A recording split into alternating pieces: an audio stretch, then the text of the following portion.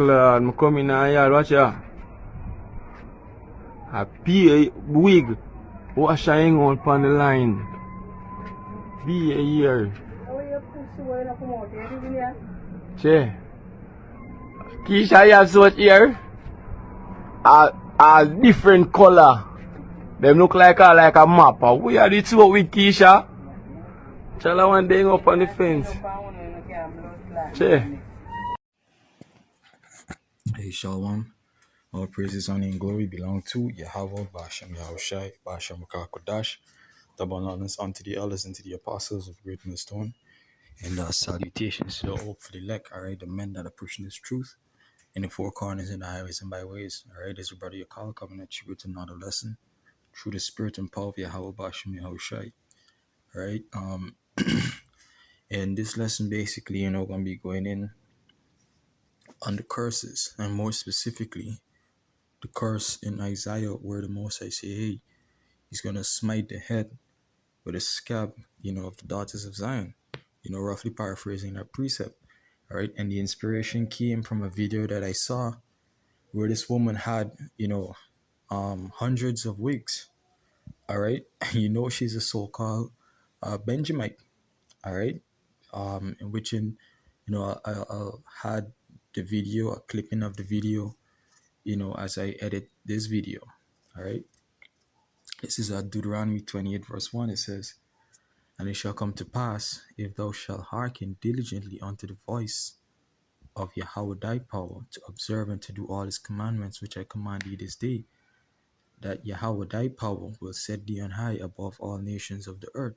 All right. And that's basically the Most High saying that, look, as long as the children of Israel, which are you so-called blacks, Latinos, and native Indians, as long as you guys would keep the commandments of Yahweh Ba'ashem Yahushai, all right, the law, statutes, and commandments of this Bible, he's going to set you on high, all right, above all the nations of the earth.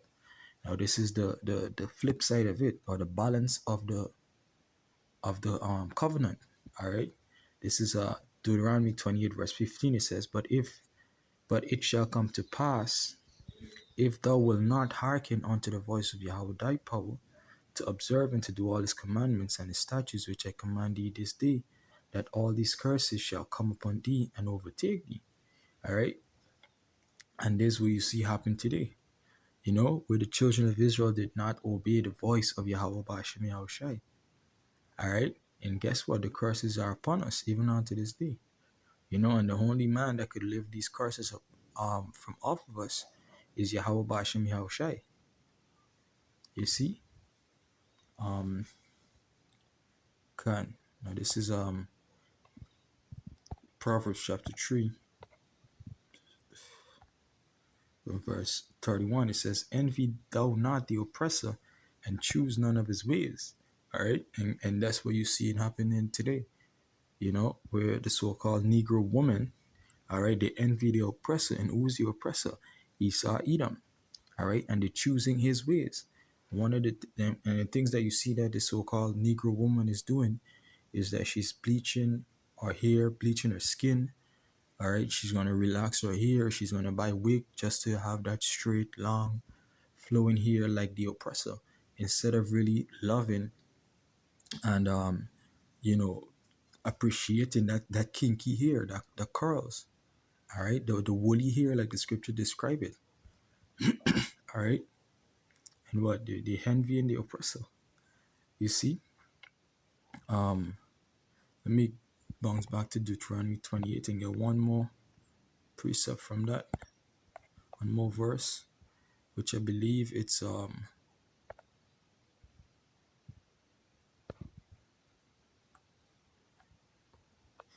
Deuteronomy 28 and verse 43. It says, the stranger that is within thee shall get up above thee very high, and thou shalt come down very low.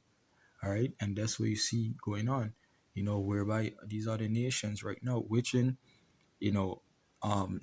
some of these curses was really specific to 70 AD, but the same thing applied to today. All right, because you see in the similarities, especially with how America is ruling over the people the same way Rome did back in that time. All right, you see in the similarities with America and Rome. You see, it says, "The stranger that is within thee shall get up above thee very high, and thou shalt come down very low." And the so-called Negroes, Latinos, and natives are down. All right, they are very low. They're in a low state. All right, the self-esteem, the mental faculties, it's off. All right, and that's what you find as long as whomever is above, would set the standard of beauty.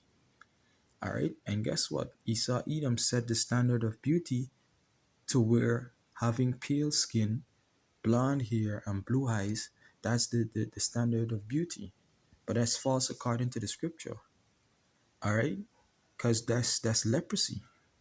You know, that blonde hair and that pale skin without any melanin, that's leprosy. All right. So when Yahushua make his return, everything is gonna be set in order. All right, everything is gonna be set in order, and then we, the so-called Negroes, Latinos, and natives, we're gonna be the standard of beauty. All right, which we have been from the beginning.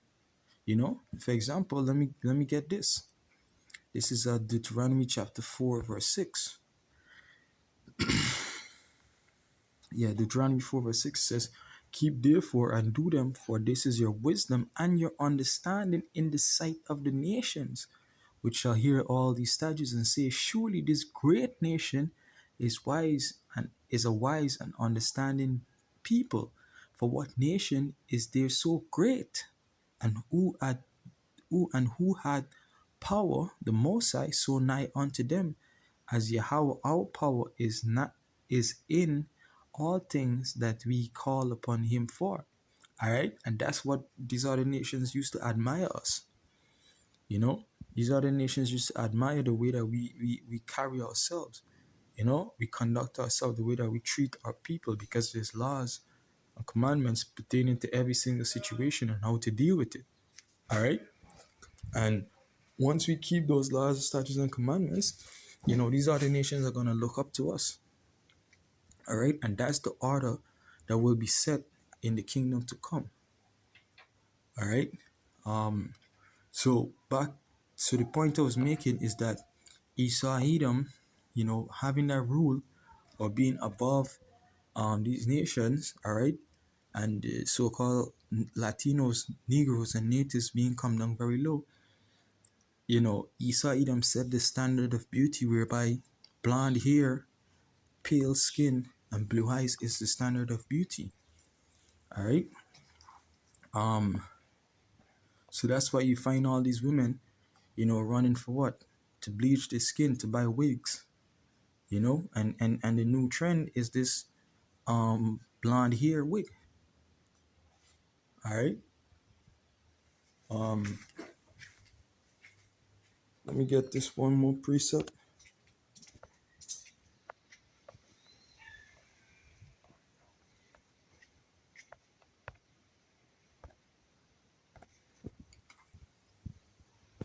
Yeah, this is Isaiah chapter 3, verse 6. It says, "Moreover, Yahweh said, because the daughters of Zion are haughty and walk with stretched forth necks and wanton eyes, walking and mincing as they go, and making a tinkling with their feet. Therefore, Yahweh will smite the scab, the crown of the head of the daughters of Zion, and Yahweh will discover the secret parts." All right, and that's the curse. All right, where the Most High would smite with a scab the crown of the head of the daughters of Zion, and the daughters of Zion are referring to who? The so-called tribe of the Judites, all right, or the kingdom of Judah, Slakia, all right, Judah, Benjamin, and Levi, the so-called Negro woman today, all right, and the curses are, this particular curse is heavy on them, more than the other tribes, because the other tribes, they have long hair, all right, but these so-called Negro women, their hair don't go past a certain length. And that's the Most High establishing that curse upon them. Why? Because of how haughty they are. All right. When you go into the word wanton, it's actually going to be undisciplined, unruly, uncontrollable. All right, and that's the so-called Negro woman right there. Ain't nobody could tell she anything. There's always a constant fight, a constant battle between the so-called Negro woman and her husband. You know, straight up unruly. All right. So Lord's will, this lesson was edifying through the spirit and power of Yahweh Bashimi Shai. All right. Want to say double honors unto the elders and to the apostles of Great Millstone once again, and salutations to you brothers that are doing the work and pushing this truth out in the four corners and the highways and byways. All right. Shalom.